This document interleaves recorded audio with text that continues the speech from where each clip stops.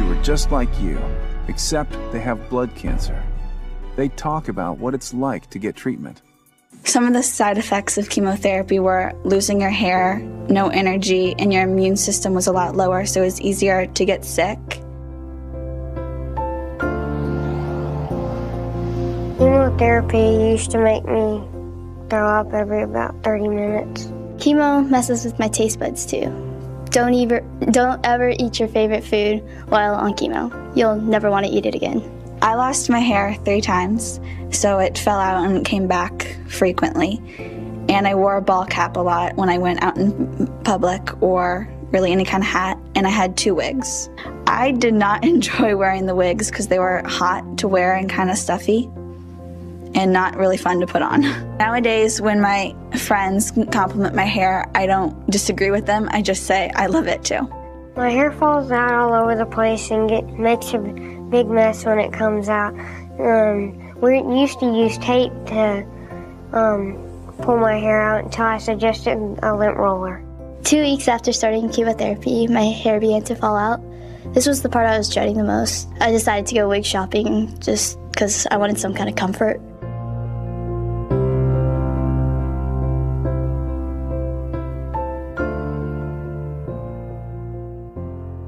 Sometimes some of the medicines I receive, such as steroids, make me kind of have mood swings and make my personality different.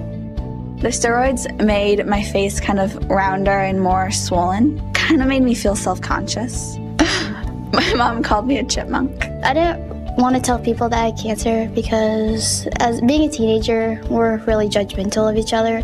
And I didn't want people to, talk about me in a bad way or think I was weak. But kids with cancer need friends at this time in their lives more than ever. Kids who are fighting cancer are still kids, just like you. When kids are undergoing treatments, they still want to play and hang out. Things might be a little different. For a while, I'd use a wheelchair to get around school. Sometimes during school, I get so sleepy that I just couldn't even keep myself awake to even hear the bell ring for the next class. Because the chemotherapy made me tired, I left school early a lot. When I had cancer, it felt like it would never end, but I kept on fighting.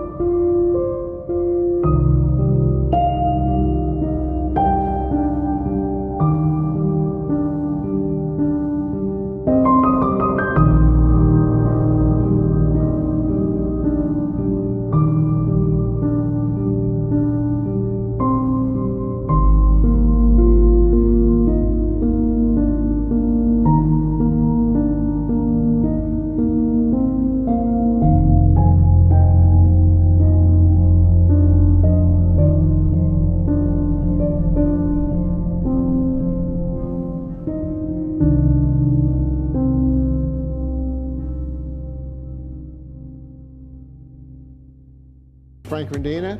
I'm Director of Facilities for New York City Police Department, and I am a cancer survivor. New York native Frank Rendina, a dedicated husband and father of 3, was diagnosed just last year with a rare cancer, non-Hodgkin's lymphoma. I was fatigued, but I thought it was just because I was getting heavier, I was getting older. That's a natural thing to think, and so I really didn't pay too much attention to it. Initially, Rendina didn't even recognize the symptoms. Eventually, he broke down and went to the doctor. They diagnosed me with the bleeding ulcer, and they just treated me for ulcers. After being seriously misdiagnosed, Rendina had an epiphany that came to him in the form of a dream. It was maybe about a week of taking the pills where then I had the dream with my mom. She died of cancer as well. And she told me to go see an oncologist, hematologist, that I didn't fight, but you should. So I went on a search looking for oncologists. Frank saw a slew of specialists before he found the one that would change his life forever. Dr. Matazar saw me, and he had diagnosed me with non-Hodgkin's lymphoma, mantle cell, and I was in stage 4 at that time. After I was diagnosed, I asked my doctor, what would happen if I didn't follow this, treatment. I would have been dead in 9 months to a year. Rendina agreed to an experimental treatment with hope it would help fight his cancer. It was a Nordac treatment, it's called. It was a trial of 3 different kind of applications of medication, and that would span over the course of a year of treatment.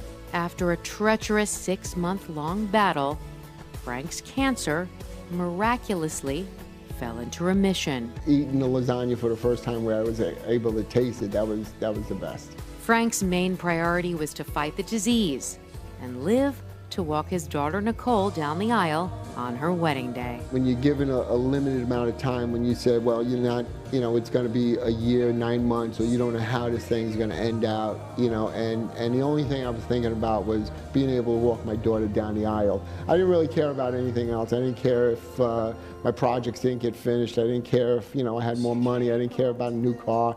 I didn't care about anything. I only cared about walking my daughter down the aisle. She held back the wedding, and then we were able to enjoy that. So it was a great day. But she came home today with a ring on her hand. Frank didn't just walk. He danced the night away alongside his daughter Nicole and his entire family. I live and die for my kids.